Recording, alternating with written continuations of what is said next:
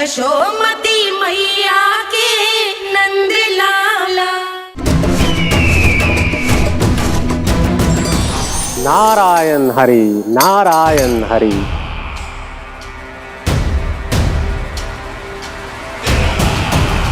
प्रणाम देवर्षि। किस योजना में कितना लाभ है और कितनी हानि, यह आंकलन करते करते थक गए होंगे मथुरा नरेश। देवर्षि, आज मेरा ध्यान कैसे आ गया आपको? आप तो सदैव ही मेरे ध्यान में रहते हैं महाराज कंस। सत्य तो यह है कि मथुरा में जो भी हो रहा है मुझसे छिपा हुआ नहीं है। मैं जानता हूं कि आप किसी भी असुर को वृंदावन क्यों ना भेजें, और वो असुर कितना भी शक्तिशाली क्यों ना हो, कृष्ण का सामना नहीं कर पाता। या तो पराजय स्वीकार करके आपके पास लौट आता है, या तो फिर वीर गति को प्राप्त हो जाता है।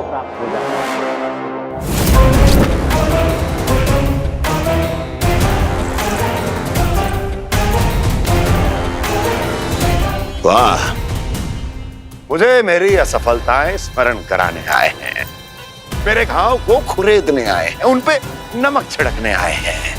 मित्र को शत्रु समझने की भूल मत कीजिए महाराज कंस। मैं तो आपकी सहायता करने आया हूं। हाँ, और मेरी सहायता। कृष्ण विष्णु अवतार है, आप विष्णु के भक्त हैं। मैं हूं विष्णु द्रोही, फिर भी तो आपके आराध्य को हानि पहुंचाना चाहता है, उसकी सहायता करना चाहते हैं आप। क्या आप निश्चित रूप से कह सकते हैं कि आप ब्रह्मांड के सभी नियमों को अच्छी तरह समझते हैं? अवश्य। आपके लिए बस इतना ही जानना पर्याप्त होगा कि मैं जो कुछ भी कर रहा हूं उसके लिए मेरे व्यक्तिगत कारण हैं। मैं तो बस आपके हित में पिछली बार की तरह एक सुझाव लेके आया था, पर यदि आप मेरा सुझाव सुनना भी नहीं चाहते तो आपकी इच्छा। नारायण हरि, नारायण हरि। कारण चाहे जो हो, इनके पिछले सुझाव के कारण ही आज मेरे शत्रुओं की संख्या कम है। अन्यथा मैं देवकी के अन्य पुत्रों को भी जीवित छोड़ देता, और आज वो सब अपने भाई के साथ मिलकर उसकी शक्ति को अनेक गुणा बढ़ा देते। ठहरिए देवऋषि।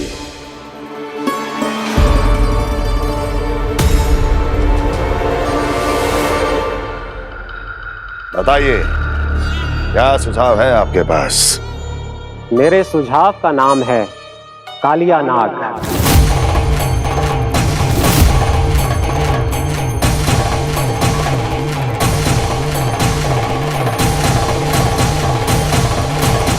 उसके विषय में मैं जानता हूं देवर्षि। तो समस्या यह है कि मैं स्वयं उससे मिलने नहीं जा सकता, उससे भेंट नहीं कर सकता। उस कृष्ण की हत्या के लिए उसको वृंदावन जाने के लिए तैयार नहीं कर सकता। तो मत जाइए उसके सामने, और ना उसे भेजिए कृष्ण के सामने। हर बार आप किसी न किसी असुर को अपने शत्रु के क्षेत्र में भेजते हैं, जहां शत्रु उसका सामना करने के लिए पूरी तरह से तैयार होता है और आपका असुर मारा जाता है। इस बार शत्रु को युद्ध स्थल चुनने का अवसर मत दीजिए महाराज। इस बार योजना का जाल ऐसे बुनिए कि कृष्ण स्वयं उसके पास जाने के लिए विवश हो जाए। कालिया नाग स्वयं काल है, मृत्यु का दूसरा नाम है। उसके विष का उपयोग अपने लाभ के लिए कीजिए महाराज। वैसे कालिया के विष की अधिकता का अनुमान तो होगा ही आपको।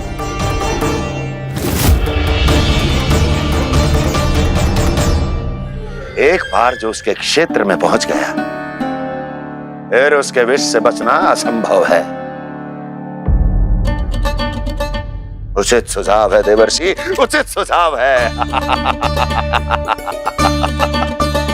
देवर्षि, उस छलिया विष्णु की भक्ति करते करते आप भी उसके रंग ढंग सीख गए हैं। उचित है, उचित है।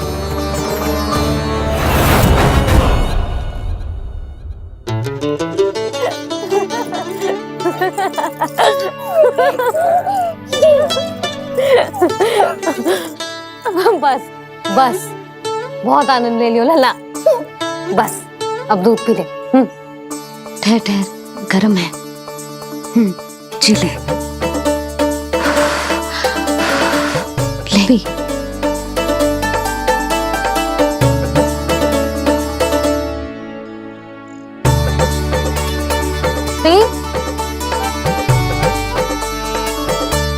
मैं ना होती तो ना जाने क्या होता तेरा। अपने आप दूध भी ना पी सकते है, भावला कहीं का। आपकी इस प्रेम के लिए तो मैं धरती पे आया हूँ मैया। मैं भी यही सोच रहा हूँ यशोदा कि तुम ना होती तो मेरा क्या होता। इसी बात पे थोड़ा दूध और कजू खाने को दे दो।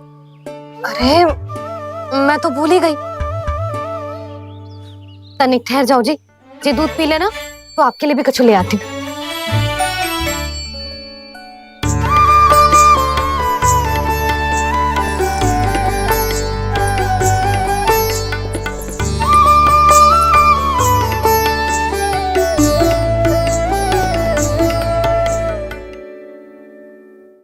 प्रणाम महाराज।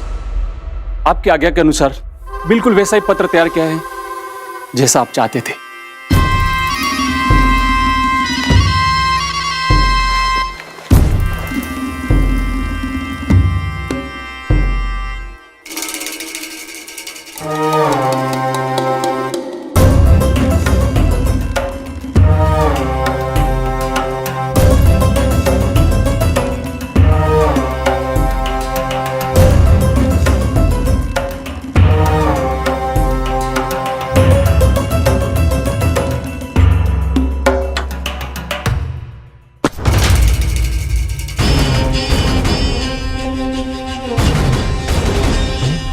कृष्ण जन्म से लेकर आज तक ये मेरी सबसे महत्वपूर्ण योजना है। इसका सफल होना निश्चित है दूत, किंतु केवल वही करना जैसा मैंने कहा है। जाओ।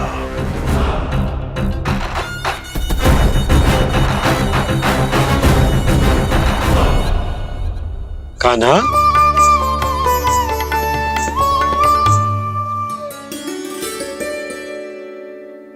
क्या होगा? बाबा मैं चाहता हूँ कि मैया की स्वमता क्रिस्टल फ्रेम की वर्षा मुझ पे सरतेव ऐसे होते रहे। वो तो होती रहेगी लल्ला। अपने लल्ला के लिए किसी मैया का प्रेम कभी कम हो सकता है भला? नंदराज, वो मथुरा से एक दूत आयो है महाराज कंस का राजपत्र लेके।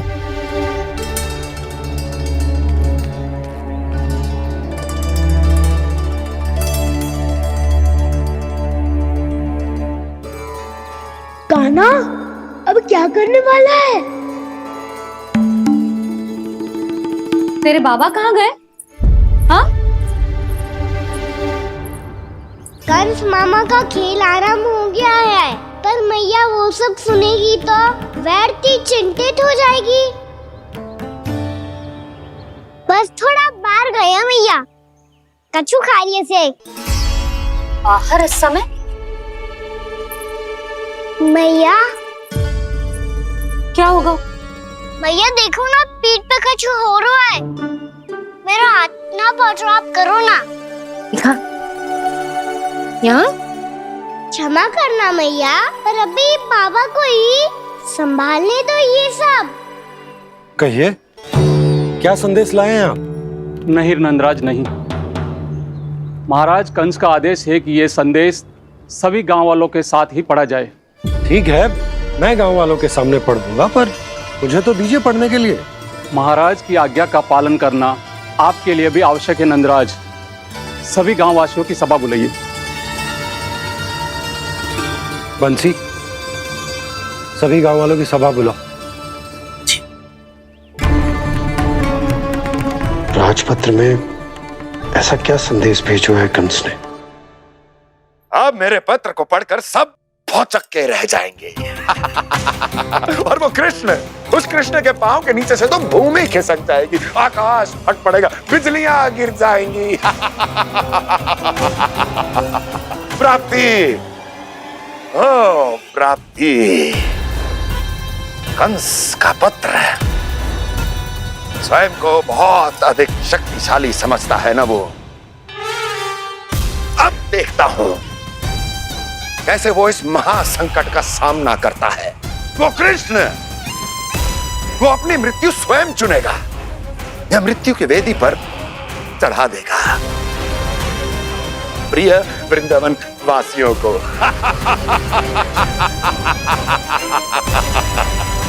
अब आएगा आनंद प्राप्ति, अब आएगा आनंद। सबको इकट्ठा करवा के ही पढ़वाएगो। अवश्य ही कोई विशेष संदेश दिया होगा कंस ने। मैं भी यही सोच रही हूँ सुलक्षणा जी, कछु ना कछु तो विशेष है, पर जे हो क्या सकता है?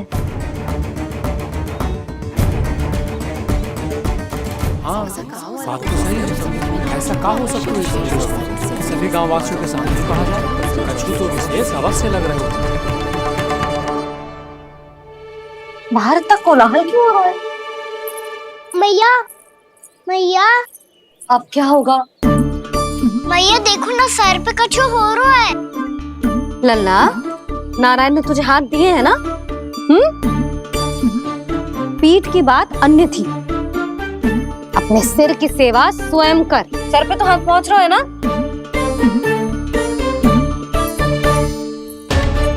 मैया सुनो ना, मैया देखो ना, तीव्र कर कछु हो रहा है। मैया देखो ना, तीव्र कछु हो रहा है।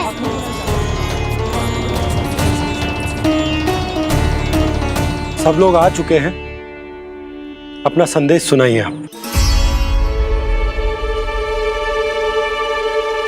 गोपराज नंद और सभी वृंदावन वासियों को सूचित किया जाता है कि मथुरा अधिपति और आप सभी के महाराज कंस ने कल सुबह भव्य पूजा का आयोजन किया है।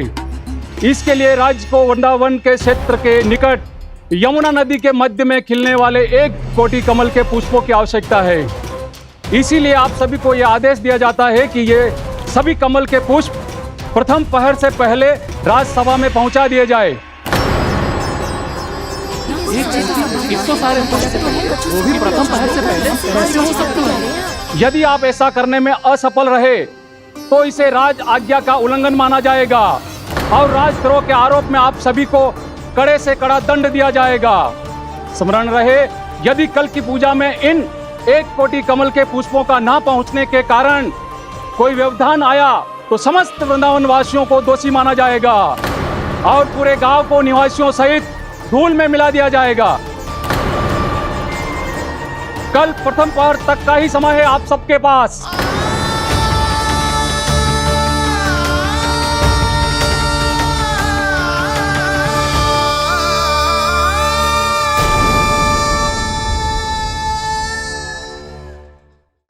एक कोटि कमल पुष्प, वो भी कल प्रथम प्रहर में? ऐसे कैसे संभव है? और कोई साधारण पुष्प ना, यमुना नदी के मध्य खिलने वाले विशेष कमल के फूल चाहिए उन्हें। लेकिन यमुना नदी में तो कालिया नाग ने विष घोल के रखा है, तो फिर कैसे हो पाएगा? यह असंभव है। हमारी मृत्यु का संदेश भेजा है राजा कंस ने। सदैव की भांति इस समस्या पर भी गांव के बड़े ही विचार करेंगे। बालकों का यहाँ होना उचित ना है।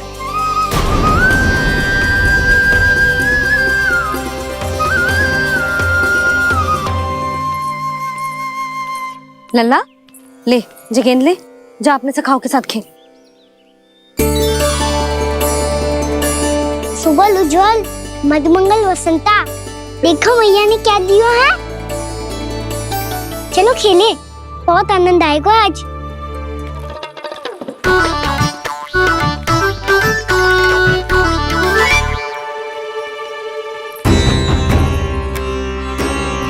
भानु, बंसी, जाओ और शीघ्र ही वो घेरे का कार्य समाप्त करो।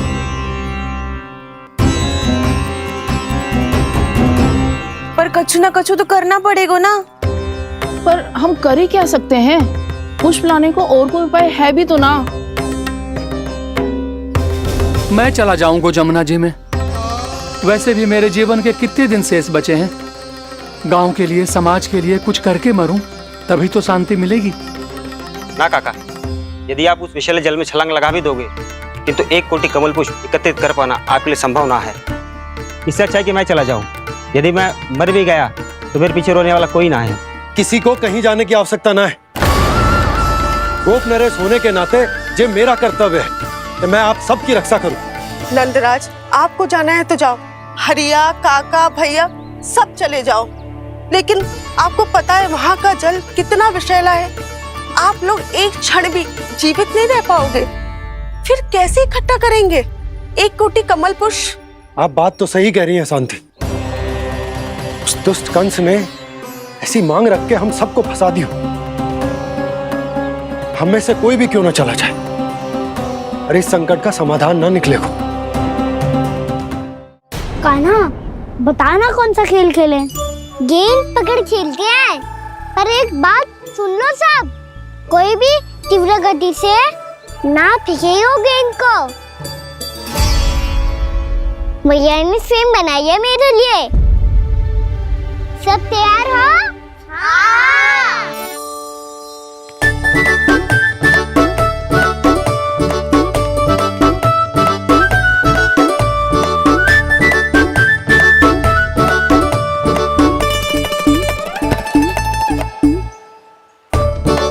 मुझे दो, मुझे दो।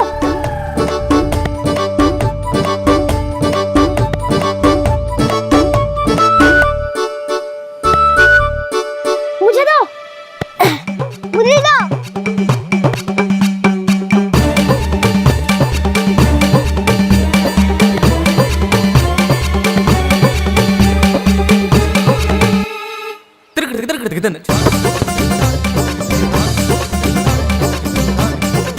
कान्हा, इतनी धीरे से फेंकेगो तो कैसे आनंद आएगो? थोड़ा बल लगा के फेंक। हाँ कान्हा, हम अभी बड़े हो गए हैं, तू अब भी छोटे बालकों की तरह फेंक रहे हो है।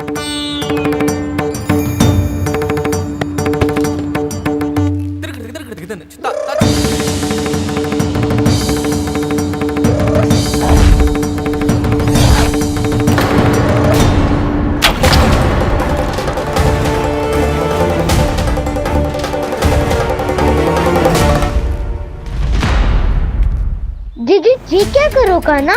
गेंद तो डूब गई।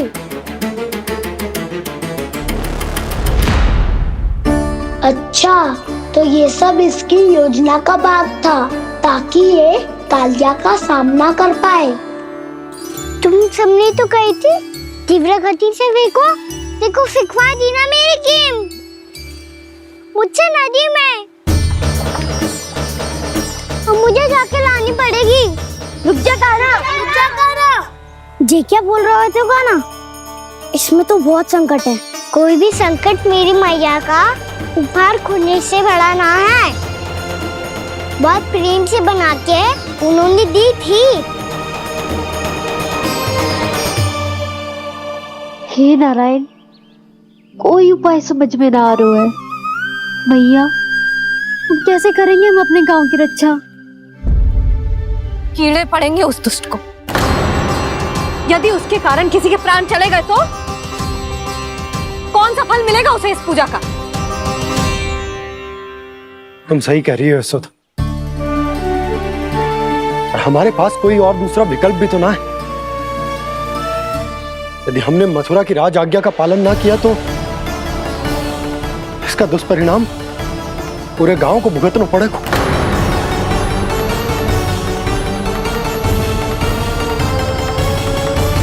कान्हा, तुम्हें पता है कि तू भगवान है, दिव्य है, बहुत शक्ति है तुझ में। पर फिर भी हम तुझे विषैले जल में ना जाने दे सकते। कुछ होगा तो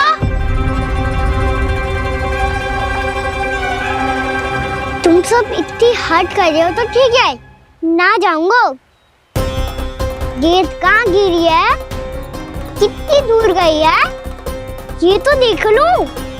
आके उसे बाहर निकालने का कोई उपाय ढूंढता हूँ।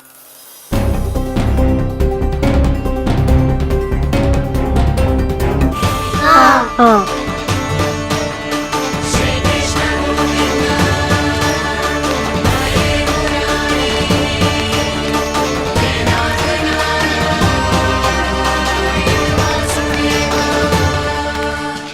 कान्हा की ये लीला तो समझ ही नहीं आ रही। पहले इसने देवश्री नारद को मथुरा जाकर कंस को भड़काने के लिए कहा, फिर स्वयं ही दुखी भी हो गया कि अब इसका रहस्य सबके सामने खुल जाएगा। और अभी स्वयं ही तो इसने कहा था कि गेट बहुत महत्वपूर्ण है, फिर स्वयं ही उसे नदी के विषैले जल में फेंक दिया।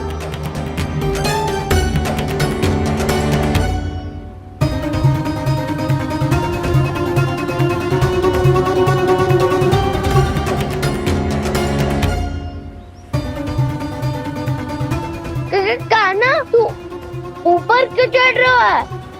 अरे ऊंचाई से देखूंगा तभी तो गेंद दिखेगी।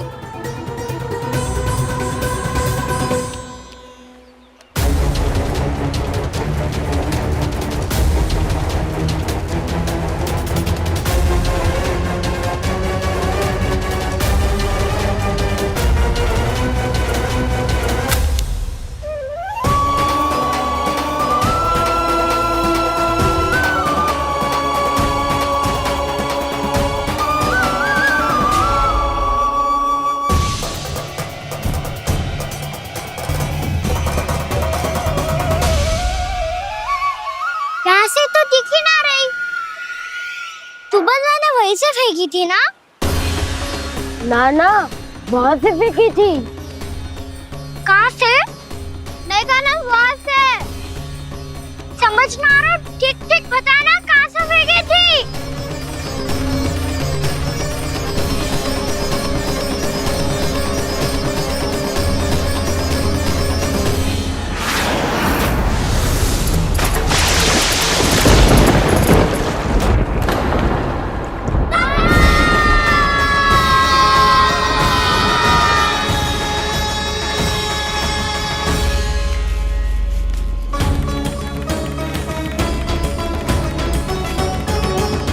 कालिया नाग के क्षेत्र में जाकर कोई भी जीवित वापस ना लौट सको।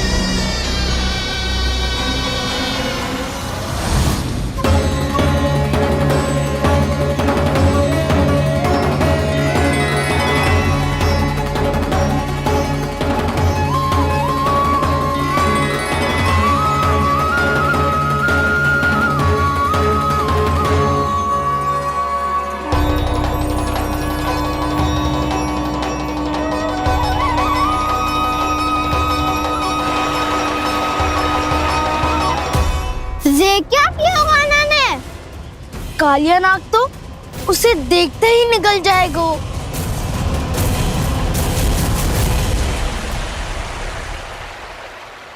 तो आरंभ से अब तक सब कुछ उसकी लीला का ही भाग था।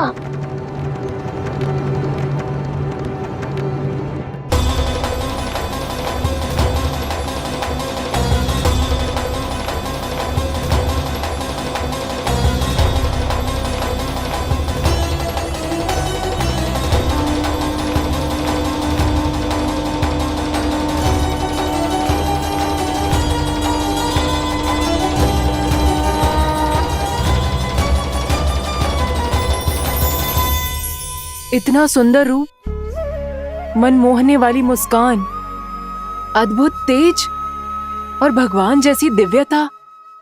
कौन हो तुम? हाँ, तुम्हें देखकर तो हम सब सम्मोहित ही हो गए।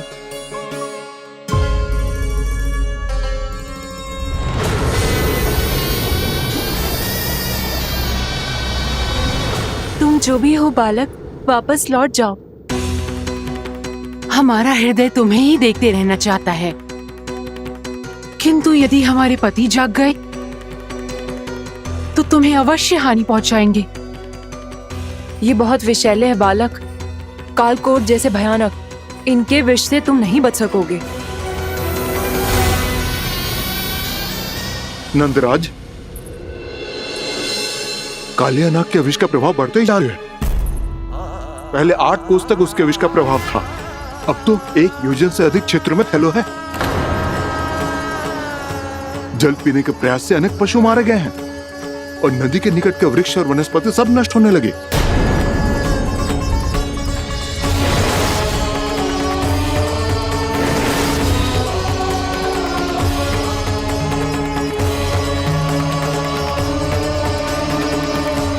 इनके विष की तीव्रता इतनी अधिक है बालक कि इनके संपर्क में आने वाले को तड़पने का भी अवसर नहीं मिलता। इनके विष की अग्नि क्षण भर से भी कम समय में प्राणवायु को जलाकर राख कर देती है।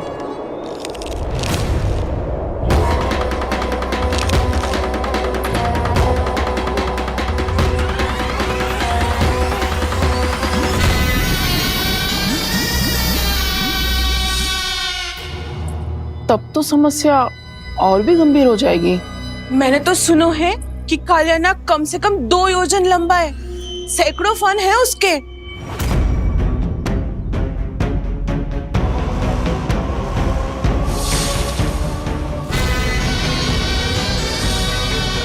इसका अर्थ तो ये है कि हम दोनों ओर से फंस गए। एक और कंस को 1 कोटि कमल पुष्प देने, जो कि कालिया नाग के क्षेत्र में पड़ते हैं, और दूसरी ओर उस कालिया नाग का विष यमुना जी के क्षेत्र में बढ़ता ही जा रहा।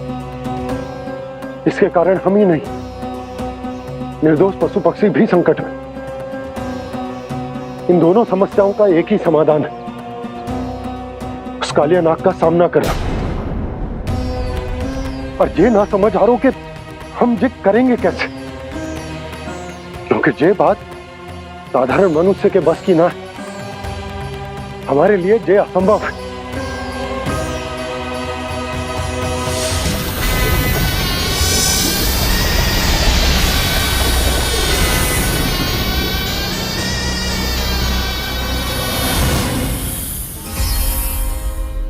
अब तो तुमने अपनी आंखों से भी देख लिया बालक, ये कितने विषैले हैं। नींद में भी विष उगलते हैं। इससे पहले कि तुम्हें कुछ हो जाए, चले जाओ यहाँ से, मान लो हमारी बात। आप सब मुझे जानती भी नहीं और फिर भी मेरी इतनी चिंता कर रही हैं आप। माँ की ममता भेदभाव नहीं जानती। तुम भी किसी के पुत्र हो और हम सब भी माँ हैं। एक माँ को हर बालक में अपनी ही संतान दिखाई देती है, इसलिए हम तुमसे विनती करते हैं, वापस चले जाओ, बचा लो अपने प्राण। मेरी चिंता मत कीजिए, मुझे कुछ नहीं होगा। होगा, अनर्थ होगा यदि ये उठ गए तो।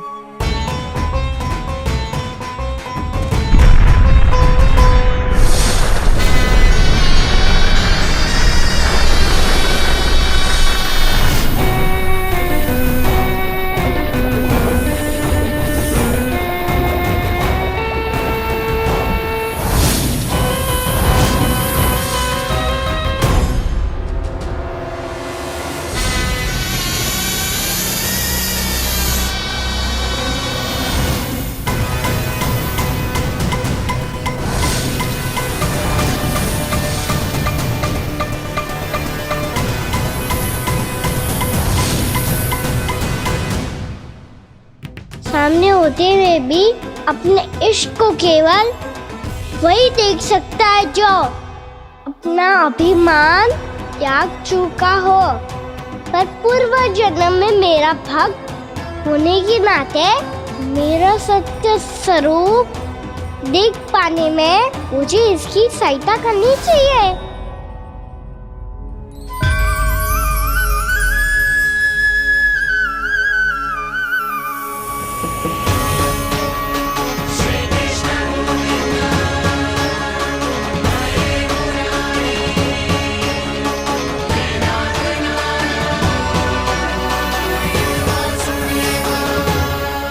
देखो हमारा छोटा सा कान्हा कैसे डट के खड़ा है, इतने विशालकाय, इतने महाभयंकर सबके सामने।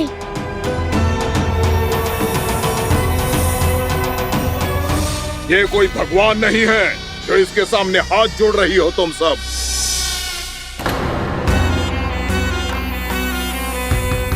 एक सामान्य साधारण बालक है ये, जो ये तक नहीं जानता कि इसके सामने है इसका काल, कालिया।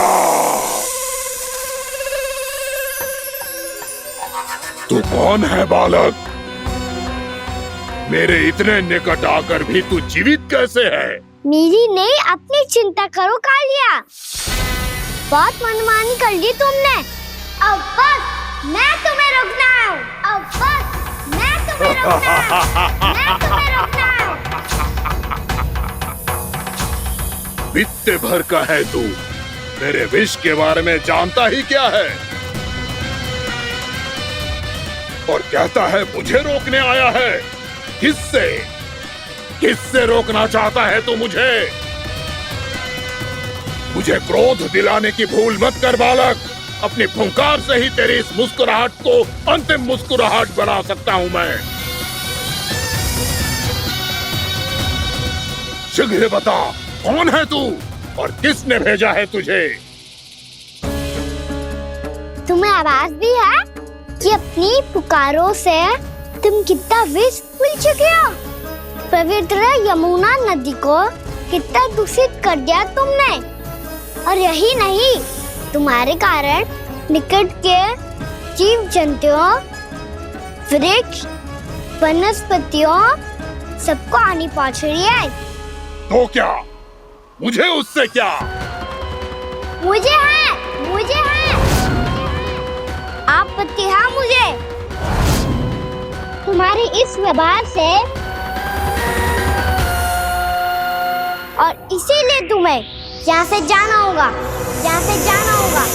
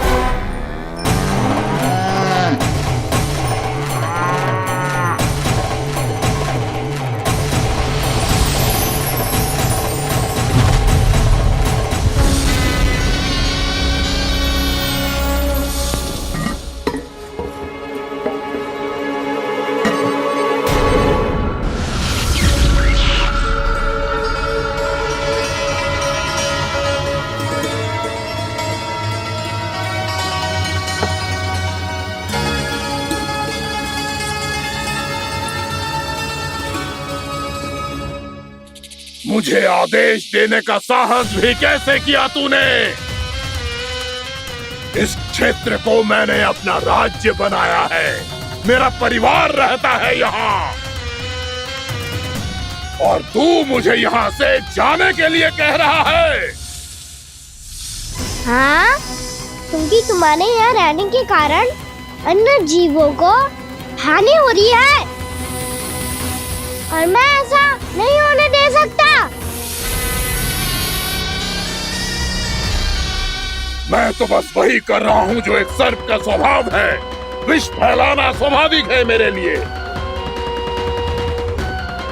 इसलिए मुझे चुनौती मत दे बालक। चुनौती तो मैं दे चुका हूँ कालिया। अब तो बस तुम्हें स्वीकार करनी है।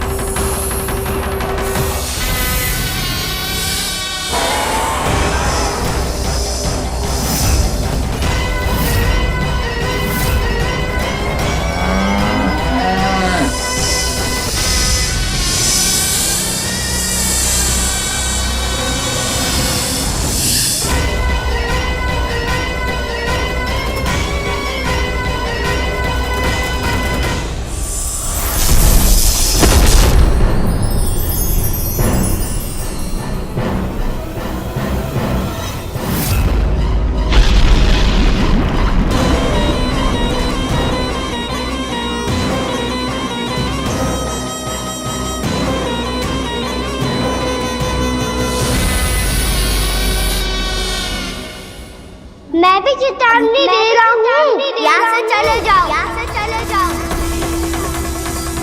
अपनी भूल को पहचानो कालिया, तुम जो कर रहे हो अनुचित है।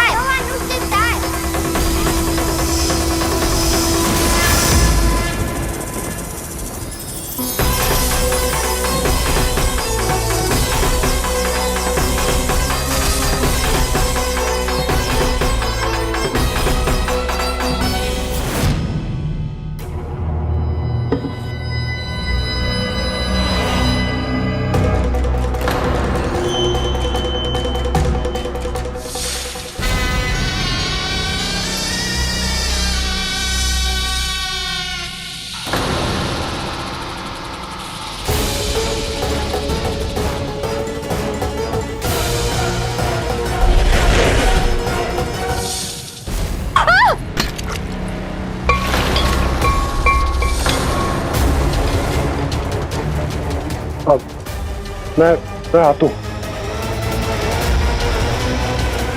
क्या हो गया सुधा? मुझे आवाज हो रहा है जी, कछु ना कछु गड़बड़ है। यशोदा, जो समस्या हमारे सामने है, हम सभी उसका समाधान खोजने में जुटे हैं। तुम विश्वास करो, मैं कोई ना कोई समाधान अवश्य ढूंढ लूंगा। हम कैसे भी करके वो कमल के पुष्प उस कंस तक पहुंचा देंगे। नाना, समस्या उससे कहीं अधिक है, उससे कहीं अधिक बड़ी, उससे कहीं अधिक भयानक है।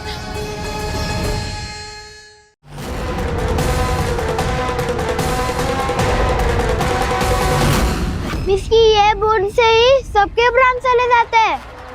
इसने तो विस्की धारियां फेंके हुए खाना पे। कान्हा कैसे बच्चे को अधिक विष से? इसका विष तो क्या, ये सर स्वयं भी छू तक नहीं पाएगा हमारे कान्हा को।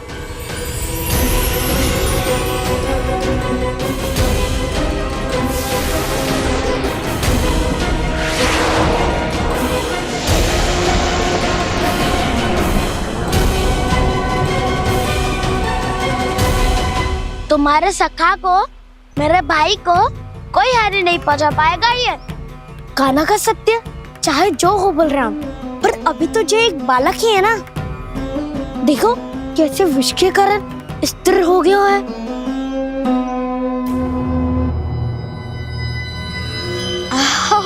हाउ सर्फ ने कितनी आसानी से अपनी पूंछ से बांध लिया है। मुझे यहाँ से भगाना चाहता था ना तू? अब मैं तुझे दिखाऊंगा अपना सामर्थ्य। ये मूर्ख किसे बांधना चाहता है अपनी पूंछ में? उन्हें जिनका विस्तार सारे ब्रह्मांड में है, या उन्हें जो स्वयं अनंत है?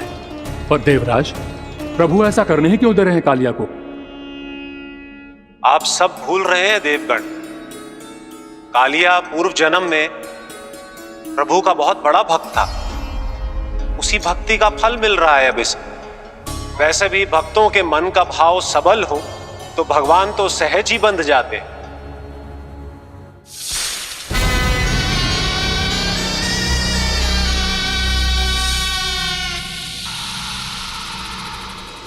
बलराम, तुमने ही तो कही थी कान्हा को कछु ना होगो। देखो दुष्ट ने चारों ओर से जकड़ लियो है।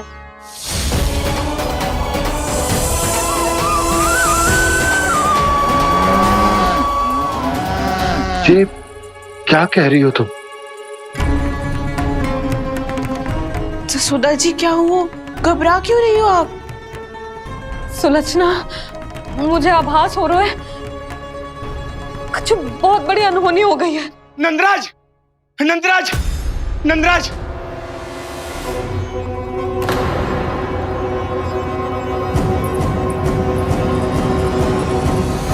नंदराज, कान्हा ने जमदग्नि नदी में छलांग लगा दी है। कान्हा ने जमदग्नि नदी में छलांग लगा दी है। कान्हा ने जमदग्नि नदी में छलांग लगा दी है। कान्हा जमुना में कूद गया है।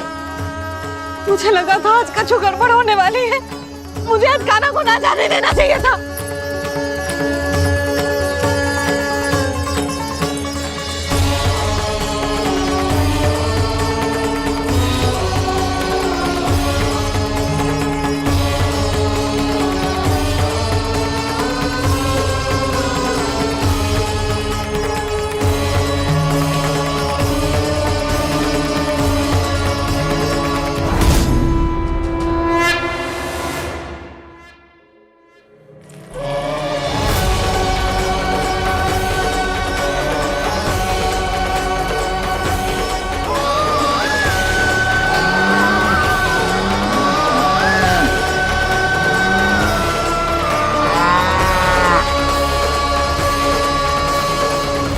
बलराम शीघ्र कछु करो ना।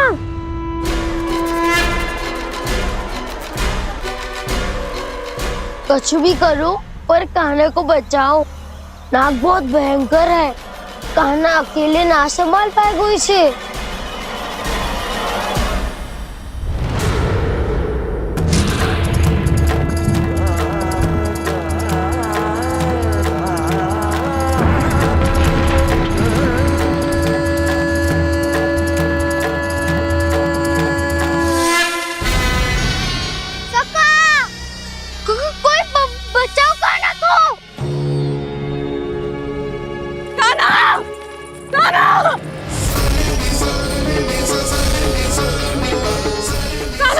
यशोदा, यशोदा रुको। छोड़ दो मुझे, छोड़ दो मुझे। रुक जीजी, संभालो, बावली हो गई क्या?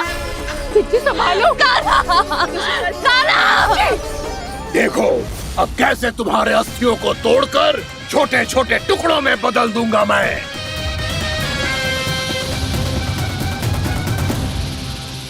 अगर जी आप जाओगी तो आप भी फंस जाओगी। अपने लल्ला के लिए मैं किसी भी संकट का सामना करने के लिए तैयार हूँ। छोड़ो ना यशोदा, हमें कोई और उपाय खोजना पड़ेगा। हाँ। कोई और उपाय? आप देख ना रही मेरा कान्हा किस दशा में है। कान्हा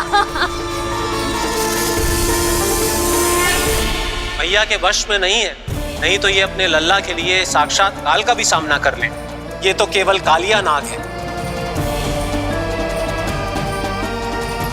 हे नागराज, आप मेरे प्राण ले लो पर कान्हा को छोड़ दो। ना नागराज, आप मेरे प्राण ले लो, मैं विरोध भी ना करूंगी। ना नागराज, आप मुझे मार दो पर मेरे कान्हा को छोड़ दो। ना ना ना ना नागराज, मेरे प्राण ले लो, हमारे कान्हा से क्या शत्रुता है आपकी? प्रभु के लिए जो प्रेम यशोदा मैया के हृदय में है, वही इन सभी गोपियों के हृदय में भी है।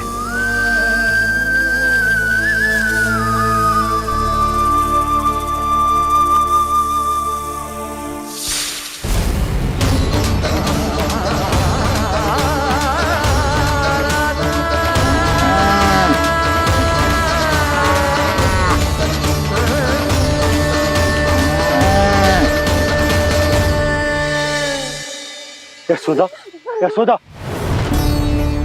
देखो इन गोपियों को, इन गैयाओं को, इन सब के मन में भी तुम्हारी भांति ही ममता भरी हुई है।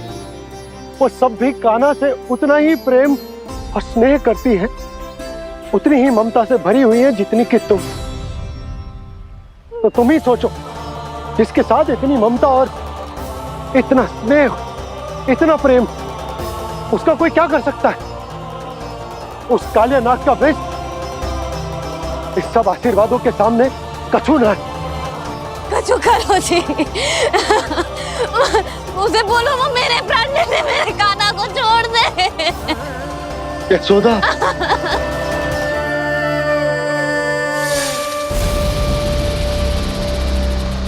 केवल इन्हीं में नहीं देवराज, नाग पत्नियों के हृदय में भी ममता का वही प्रेम उमड़ रहा है।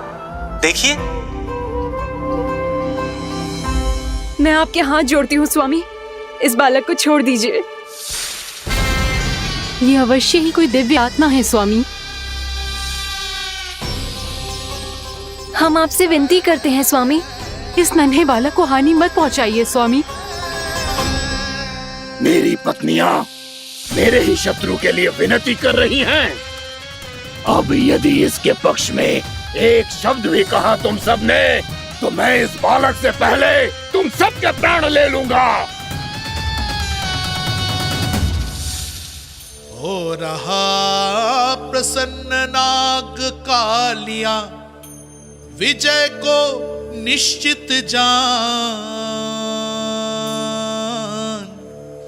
रोते बिलखते व्याकुल सब, संकट में देख कान्हा के प्राण।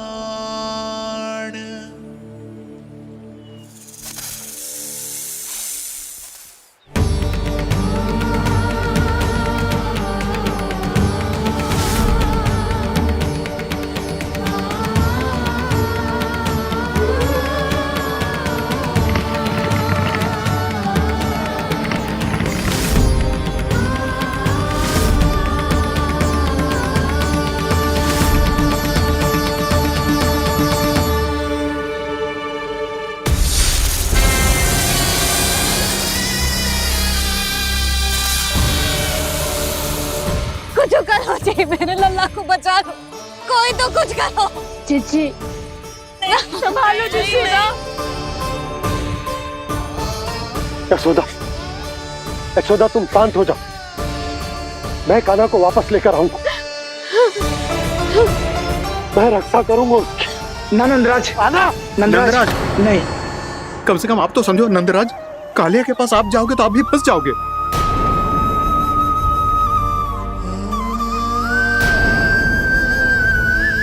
बलराम, तेरा भाई इतनी भीषण संकट में है और तुझे जरा भी दुख ना हो रहा?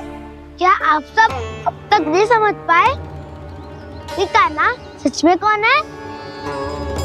छोटे बाबा, आप तो उसका सत्य जानते हैं ना?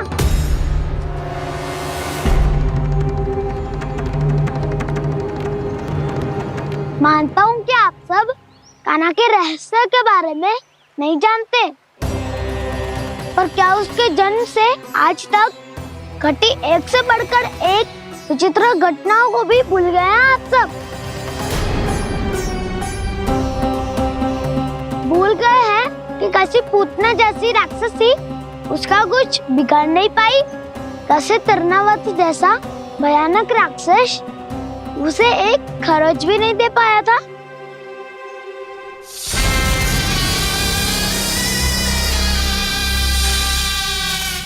आप सबने अपनी आंखों से देखा था ना, बकासुर से कान्हा की रक्षा करने देवता स्वयं आए थे, पर सत्य तो ये है कि वो सभी देवता भी उस असुर के सामने असमर्थ हो गए थे।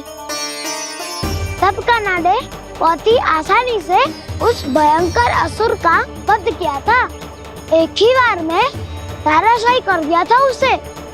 तो आप सभी सोचिए, बार बार ऐसे असाधारण कार्य करने वाला बालक साधारण कैसे हो सकता है? अब तो आरंभ से ही सारा सत्य जानते हैं छोटे बाबा।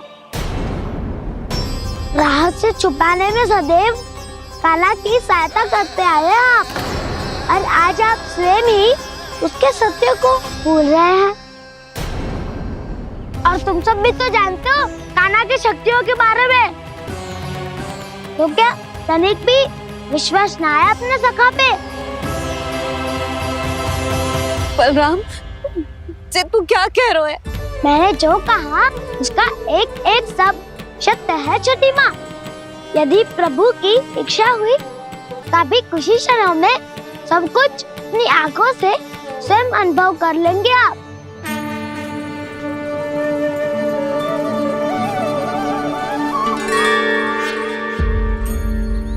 शांताकारं भुजगशयनं पद्मनाभं सुरेशं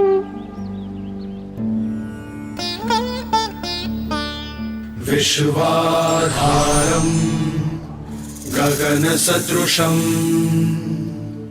मेघवर्णं शुभांगं लक्ष्मीकान्तं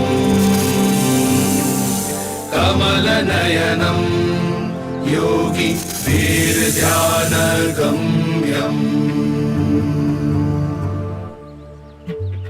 वन्दे विष्णुं भवभयहरम् सर्वलोकैकनाथम्।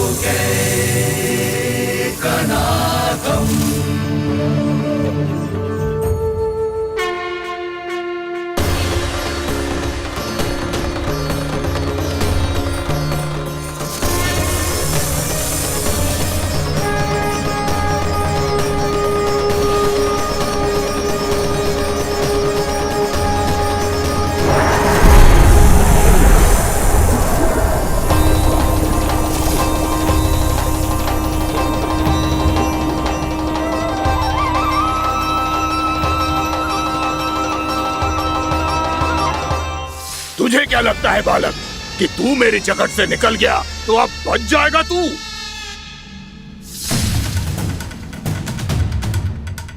मेरे विष से अपनी प्राण रक्षा करने में सफल रहा, मेरी जकड़ से भी छूट गया, पर मेरे दंश से नहीं बच पाएगा।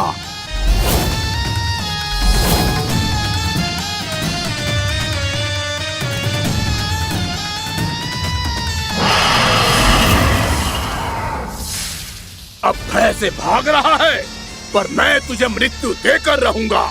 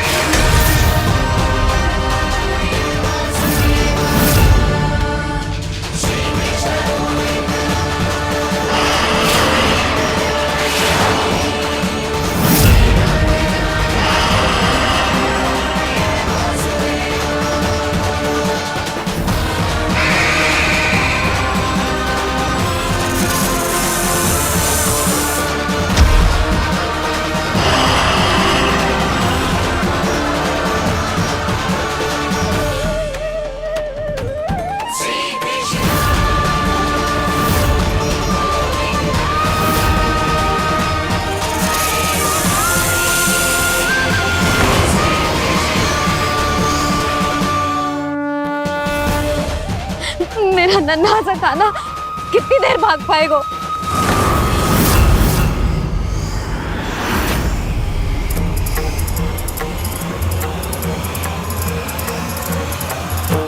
और कितनी प्रतीक्षा करोगे मेरी भक्त कालिया? भक्त नहीं, काल हूं मैं तेरा। जब अहंकार का मुकुट बुद्धि को ढक लेता है तो भक्त अपने भगवान को भी नहीं पहचान पाता। व्यर्थ की पहेली में मत उलझा बालक, ना मैं भक्त हूँ और ना तू भगवान।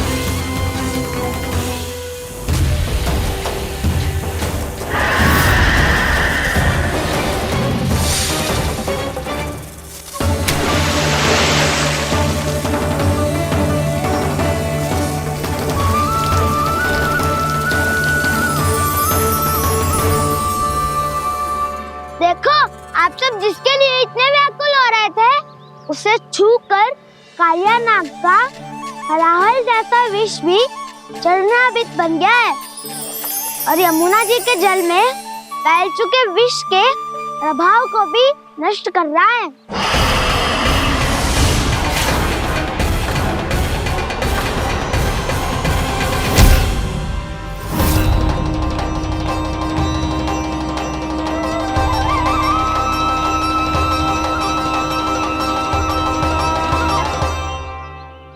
धर्म रक्षक अधर्म विनाशक प्रभु श्री कृष्ण का कौशल सचमुच अद्वितीय है। नारायण नारायण।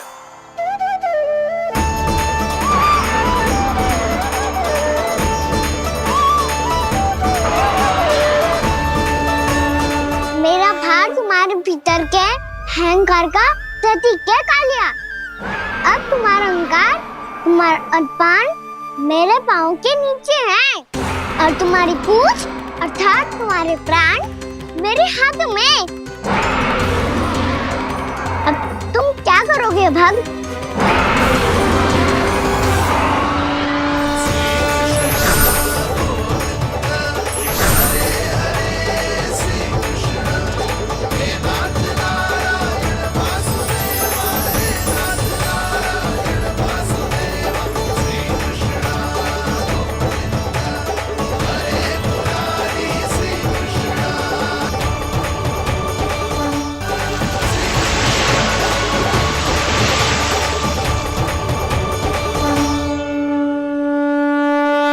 प्रभु, भले ये आपको पहचानने में असमर्थ हो, पर हम सब ने आपको पहचान लिया है। हाँ प्रभु, एक भक्त होने के नाते और एक अर्धांगिनी और माँ होने के नाते मैं आपसे इनके प्राणों की भिक्षा मांगती हूँ। अपनी कृपा दिखाइए और इन्हें क्षमा कर दीजिए। आपके लिए मित्र और शत्रु में कोई अंतर नहीं प्रभु। उसी तरह आपकी कृपा और दंड में भी कोई अंतर नहीं। दोनों दया ही तो हैं, अकारण ही किसी को प्राप्त नहीं होती। हमें विश्वास है कि हमारे पति को मिला ये दंड कोई अभिशाप नहीं है, आपका वरदान है। ये सत्य है प्रभु कि इनसे बहुत से पाप हुए हैं। इनके विष से बहुत सारे जीव जंतु को हानि पहुंची है, पर अब आपके चरण इनके शीश पर पड़ गए हैं। ऐसी कृपा तो बड़े बड़े महान महात्माओं को भी दुर्लभ है और इन्हें प्राप्त हुआ तो अवश्य ही ये किसी महान पुण्य का ही फल है। हे प्रभु, उन्हीं पुण्य कर्मों की शक्ति का आह्वान कर मैं आपसे विनती करती हूँ, इन्हें प्राण दान दीजिए। मैं अपने इस भक्त को क्षमा अवश्य करूँगी देवियों, यदि ये अपने अहंकार को त्याग कर मुझे पहचान ले तो।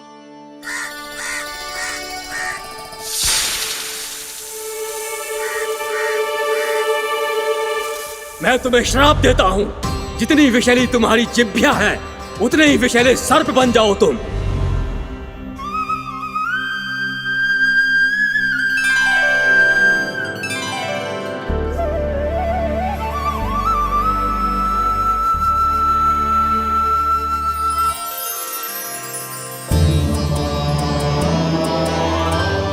नारायण, मुझे क्षमा कीजिए नारायण। मैं तो आपका परम भक्त था, किंतु मैं आपको पहचान नहीं सका। इसका दंड तो मुझे मिलना ही था, किंतु मैं अब प्रायश्चित करना चाहता हूं। इसके लिए यदि आप मेरे प्राण भी ले लेंगे तो भी मुझे कोई दुख नहीं होगा। मैं अपना जीवन, मृत्यु और अपना अस्तित्व सब कुछ आपको समर्पित करता हूं। तुम्हें तुम्हारे क्रोध के कारण श्राप मिला, जिसे विशाल सर्प के रूप में तुम्हारा जन्म हुआ और सर्प का तो स्वभाव है विष फैलाना। इसीलिए तुम्हें दंड नहीं दूंगा मैं, सिर्फ सभी अपराधों का पश्चाताप कर लिया। इसीलिए मैं तुम्हें क्षमा करता हूँ कालिया।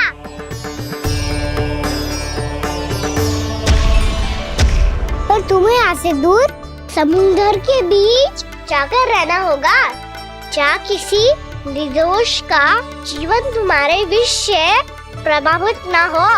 मैं चाहकर भी आपकी इस आज्ञा का पालन नहीं कर सकता। मैं असमर्थ हूं प्रभु, क्योंकि यदि मैं इस क्षेत्र को छोड़कर गया तो मेरी मृत्यु निश्चित है। आपसे क्या छुपा है प्रभु? आप तो जानते हैं कि सर्प जाति और आपके वाहन गरुड़ के बीच अनंत शत्रुता चल रही है, जिसका प्रारंभ नागों के द्वीप नागालय से हुआ था। उस द्वीप पर छोटे जीवों को निगल जाने के लिए सर्प थे और गरुड़ को सर्पों का स्वाद बहुत प्रिय था, इसलिए वो बार बार नागद्वीप जाने लगा था। पर इस कारण पूरी सर्प जाति उससे आतंकित हो गई थी, इसलिए जब भी गरुड़ वहां पहुंचता तो सभी सर्प छिपने लगते। जब गरुड़ को इसका आभास हुआ तो उसे बड़ा क्रोध आया और वो उत्तेजना में भरकर सर्पों का शिकार करने लगा। भूख ना होने पर भी उन्हें मारने लगा। अब सर्पों के प्राण हरना उसके लिए खेल बन गया था। इस भीषण समस्या का समाधान ढूंढने के लिए पूरी सर्प जाति महान सर्प वासुकी के सामने इकट्ठी हुई।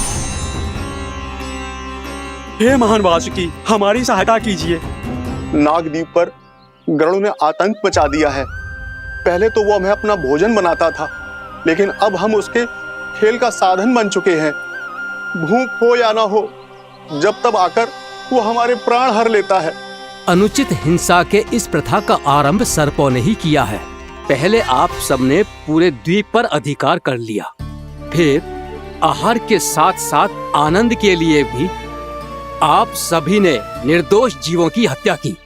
और जब सृष्टि का संतुलन बनाए रखने के लिए गरुड़ आपको अपना आहार बनाने आया तो आप सब अपने प्राणों की रक्षा के लिए छिपने लगे। तो फिर गरुड़ का उत्तेजित होना तो स्वाभाविक ही था। नागनाथ, जो हमने अन्य जीवों के साथ किया वही अब हमारे साथ हो रहा है, परंतु ये भी तो सृष्टि के संतुलन के विरुद्ध ही है ना? अवश्य है, इसलिए मैं गरुड़ से चर्चा करूंगा। धन्यवाद प्रभु।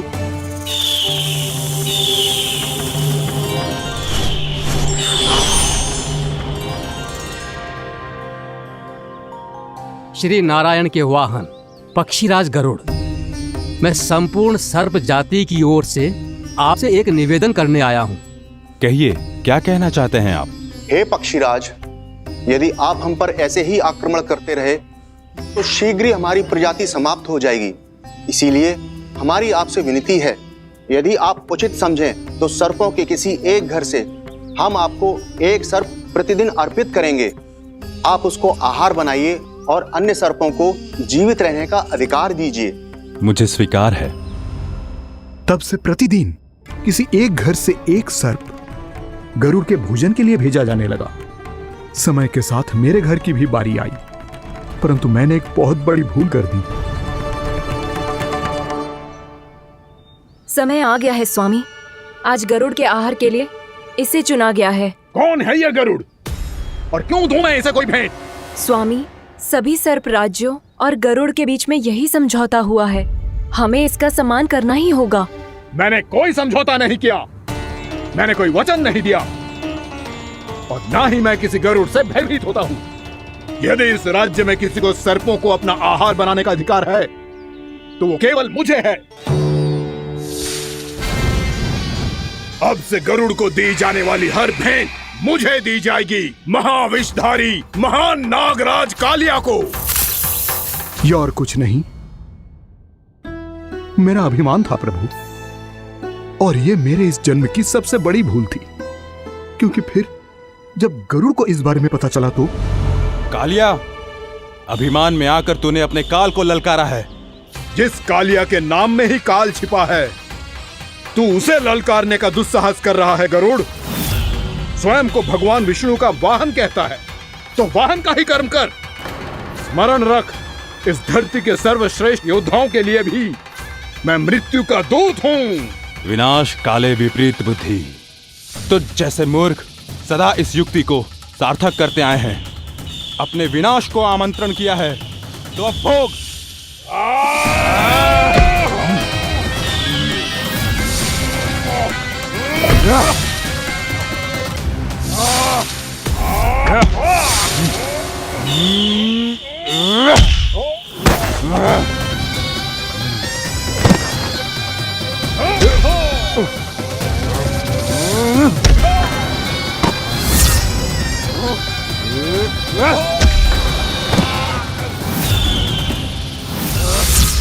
जिसने मेरा भोजन चुराने की धृष्टता की है वो इसी योग्य है। तू मुझे जानता नहीं है गरुड़, मैं महाविषधारी नाग कालिया हूँ। तेरा इतना दुस्साहस कि तूने मुझ पर चरण से प्रहार किया। वाह!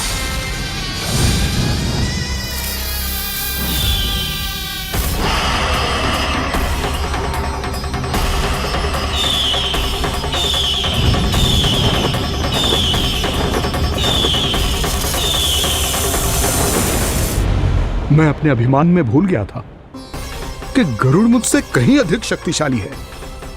इसलिए अपने प्राणों की रक्षा करने के लिए मैं एक स्थान से दूसरे स्थान भागने लगा। नदियां, पर्वत, यहां तक कि मैंने सागर भी लांघ डाला, पर मैं जहां भी जाता गरुड़ के रूप में मेरा काल वहीं आ जाता।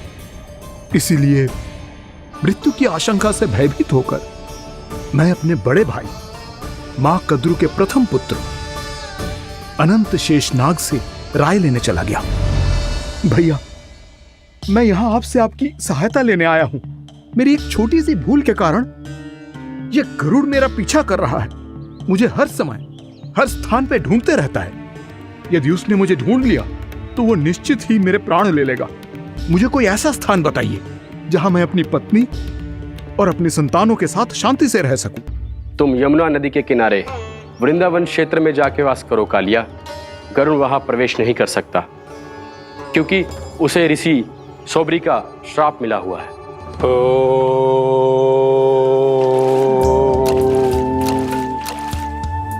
ध्यान और तपस्या का नित्य कर्म करते हुए ऋषि के मन में मछलियों के प्रति प्रेम भाव इतना बढ़ गया कि वो भूल गए सभी जीव खाद्य श्रृंखला का भाग होते हैं और मछलियां भी इस नियम की अपवाद नहीं है। उन्हें मछलियों की अटखेली इतनी अच्छी लगने लगी कि वो इस क्षेत्र के मछुआरों को भी मछली पकड़ने की अनुमति नहीं देते थे।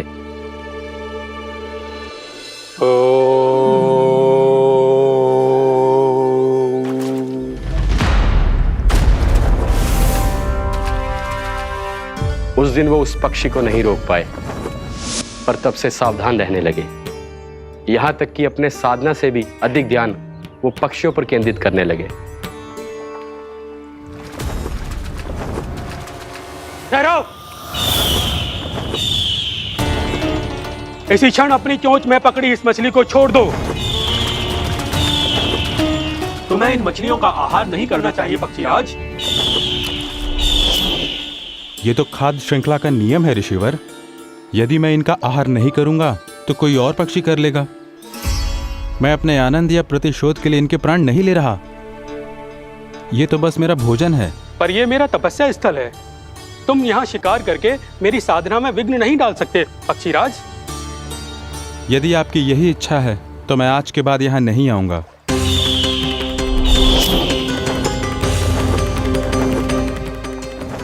पर आज ये मछली मेरे आहार के रूप में पकड़ी जा चुकी है। मैं वचन देता हूँ ऋषिवर, इस स्थान पर यह मेरा अंतिम शिकार होगा।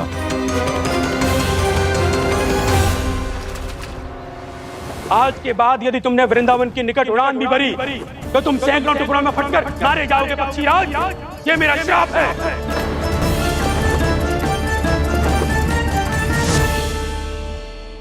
और इसीलिए भैया शेषनाग के सुझाव के अनुसार मैं यहां आ गया। पर अब यदि मैं कहीं और जाऊंगा तो मेरे प्राण नहीं बचेंगे प्रभु। निश्चिंत रहो कालिया, अब से गरुड़ तुम्हें कोई हानि नहीं पहुंचाएगा। अब तुम्हारे फनों पर मेरी पक्षिंग बन गए कालिया, इसीलिए अब से तुम्हें गरुड़ से कोई भय नहीं होगा। निश्चिंत होकर अपने परिवार के साथ गहरे समुद्र में चले जाओ और सुख से शांति से निवास करो। पर ध्यान रहे निर्दोष जीवों को हानि ना पहुंचे। आपने मुझे जीवन दान दे दिया प्रभु, इस उपकार से मैं कृतज्ञ हूँ प्रभु। आदेश दीजिए, मैं आपकी सेवा कैसे करूं? तुम्हारे जल क्षेत्र से 1 कोटि कमल पुष्पों को लेने की अनुमति दे दो कालिया। यह मेरी सेवा होगी। प्रभु, ये तो मेरा सौभाग्य होगा।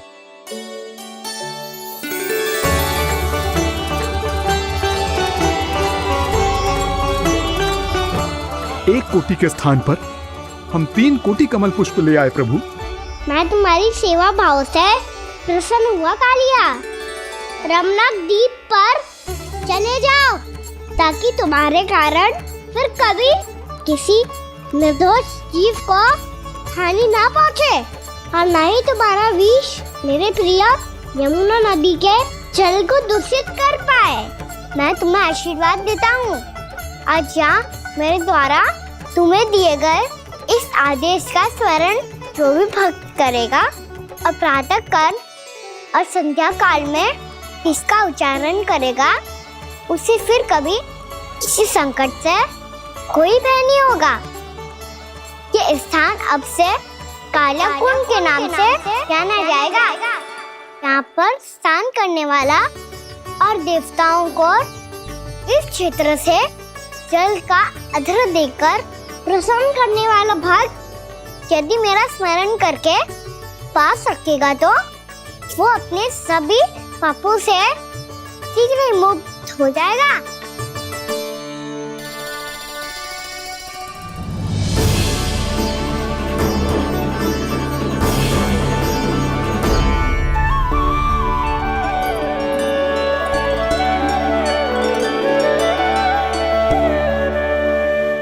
कौन है जी भगवान जिसने अभी अभी कालिया जैसे विशाल विस्तर का सामना किया?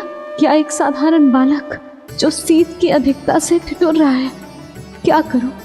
मैं लल्ला को ममता के आंचल में छुपा लूं या भक्त बनकर प्रभु की लीला देखती रहूं? क्या करूं मैं? कितना ठंडा था जल, बहुत सर्दी लग रही है। सर्दी से तड़पते हुए कैसे देखूं इसे? अभी जाके अपने पल्लू से सुखाती हूँ। हृदय से लगा के स्नेह की आंच दूंगी तो सर्दी पल भर में छूमंतर हो जाएगी।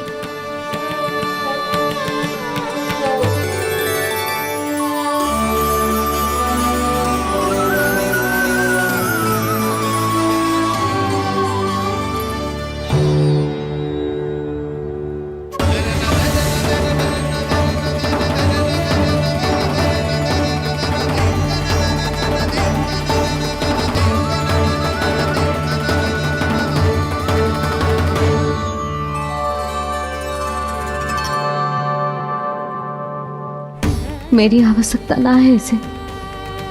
ये तो सच्ची में भगवान ही है जिसकी ठंड दूर करने के लिए स्वयं द्वादश आदित्य प्रकट हो गए हैं।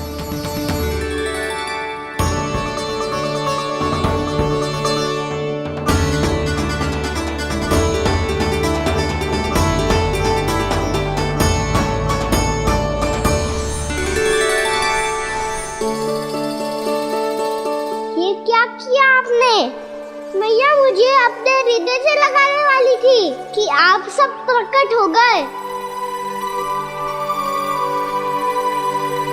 क्षमा कीजिए प्रभु, पर आपको भीगा हुआ देखकर, ठंड से ठिठुरता हुआ देखकर हमसे रहा नहीं गया। हम अपने वश में नहीं थे प्रभु। भक्ति से भावुक होकर हम प्रकट होने पर विवश हो गए थे। हमारी किरणें जैसे स्वयं ही फूट पड़ी और दौड़ पड़ी आपको सुखाने के लिए। मैं आपका प्रेम, आपकी भक्ति समझता हूं आदित्यगण, और इसीलिए इस समय मैं जहां खड़ा हूं, इस स्थान को द्वादश आदित्य टीला के नाम से जाना जाएगा। द्वादश आदित्य टीला के नाम से जाना जाएगा। हम धन्य हो गए प्रभु। और कहाँ जा रहा है? जो गड़बड़ किया है उसे सुधारिए तो सही। प्रभु आज्ञा दीजिए। अपना दाम इतना अधिक बढ़ा दीजिए कि मुझे स्वेद आने लगे, ताकि मैया मुझे स्वेद में लीला देख के और भूल जाए कि मैं भगवान हूँ, और मैया मुझे अपनी गोद में उठा के ले जाए।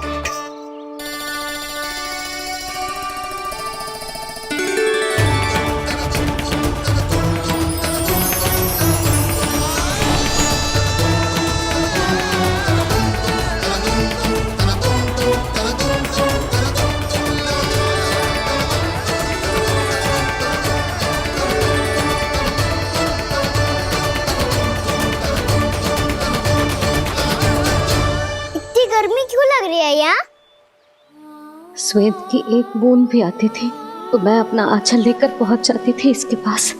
जानती ही नहीं थी कि चेतु स्वयं वायुदेव को आदेश दे सकते हैं कि वो बहने लगे और उसका सारा श्वेत सुखा दे।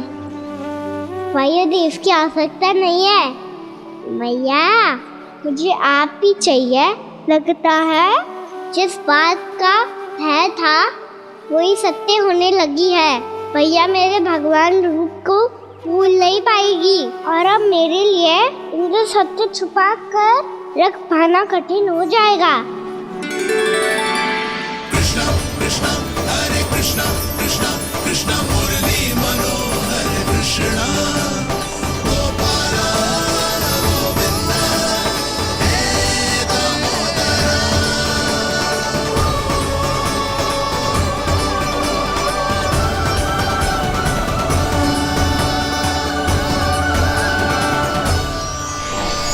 प्रभु, आपके श्वेत से बने इस प्रसंगदान सरोवर का प्रणाम स्वीकार कीजिए।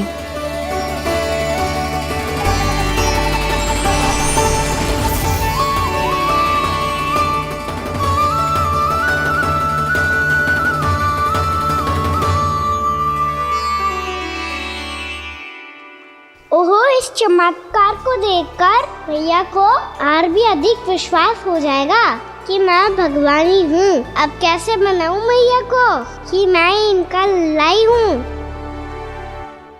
बाबा है ना, अब तो यही सहायता करेंगे। श्री कृष्णा गोविंदा हरे हरे श्री कृष्णा गोविंदा हरे हरे श्री कृष्णा हरे मुरारी श्री कृष्णा श्री कृष्णा श्री कृष्णा।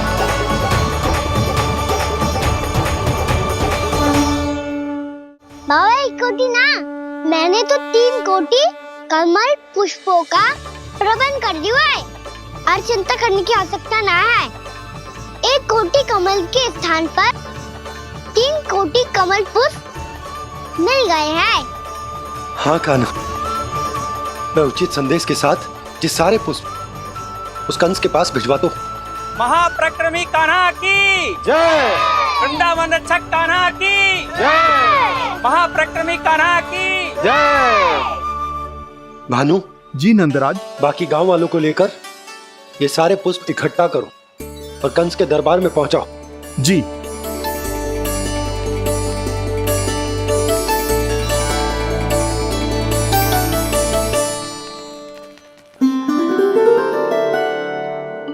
मैया, कौन हो तुम? मुझे पता था मैया, जब आपको सत्य पता चलेगा तो आप मुझे मैया की तरह स्नेह ना कर पाओगी, इसलिए आज तक सत्य छुपाता आया हूँ ताकि आपकी ममता, आपका प्रेम अनुभव करने का अवसर मिलता हुआ है मुझे। और फिर आज को बताया था ना, जो रहस्य तुमने बरसों तक छिपाया था उसका भेद खुलने में तुम्हारा ही योगदान है। मुझे कालिया के शीश पर अपने पद चिन्ह रखकर उसे मुक्त कराना था दाऊ, वचन दिया था मैंने उसे। इसके अतिरिक्त निर्दोष पशु पक्षियों के जीवन को कालिया के विष से ही बचाना था मुझे। इसमें कंस को तो सम्मिलित करना ही था ताकि जब मैं कालिया का सामना कर रहा हूँ तो वो किसी और असुर को समस्या बनाकर वृंदावन ना भेज दे। पर इस सबसे बड़ा एक कारण और था दाऊ, मैं चाहता था कि मैया को सत्य पता चल जाए। पर क्यों कहा ना? क्योंकि मुझे लगने लगा था कि मैया से ये रहस्य छुपाकर इनके साथ धोखा कर रहा हूँ। अपराध बोध से दबा जा रहा था मैं।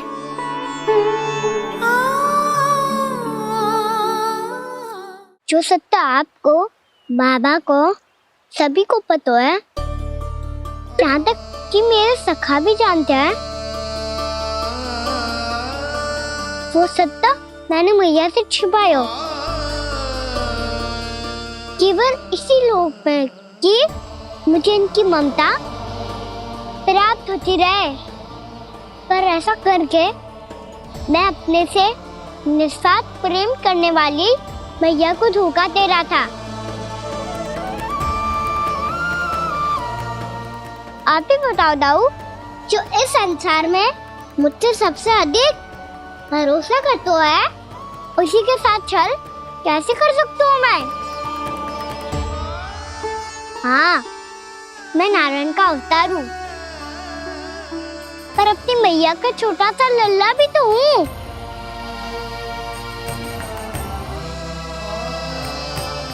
इसीलिए तो यमुना जी में छलांग लगाने का एक कारण इस गेंद को लेने जाना भी था। ने स्नेह से बनाई थी मैया ने गेंद, इसे अपने से दूर कैसे होने देता मैं? आपको आभास भी ना है मैया कि आप मेरे लिए कितने महत्वपूर्ण हो। ये सत्य है कि सभी देवता, प्रकृति, भक्त, ये सब है मेरा ध्यान रखने के लिए, मेरी सेवा करने के लिए। पर क्या इनमें से कोई भी मेरी मैया का स्थान ले सकता है? और आप भी तो यही चाहती थी कि मैं आपका लल्ला बन के आऊं, कि मैं आपका लल्ला बन के आऊं, कि मैं आपका लल्ला बन के आऊं। आज जैसे आपने मुझे अपनी गोद में लिटा रखा है, क्या कुछ ऐसा नहीं हो सकता कि शीघ्र ही मुझे आपको अपनी गोद में खिलाने का अवसर मिल जाए? मैया, नारायण का अवतार होना क्या इतनी बड़ी समस्या है कि आप हृदय से भी राह लगा सकते? मैया,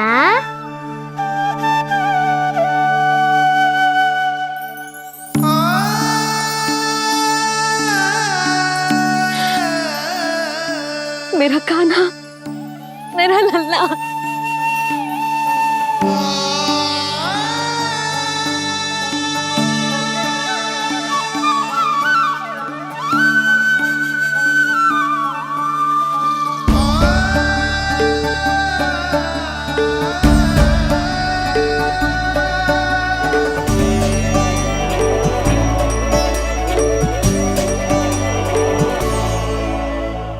कान्हा के नटखट लीला और मजेदार कारनामे देखने के लिए चैनल को सब्सक्राइब करें और बेल आइकॉन दबाना ना भूलें।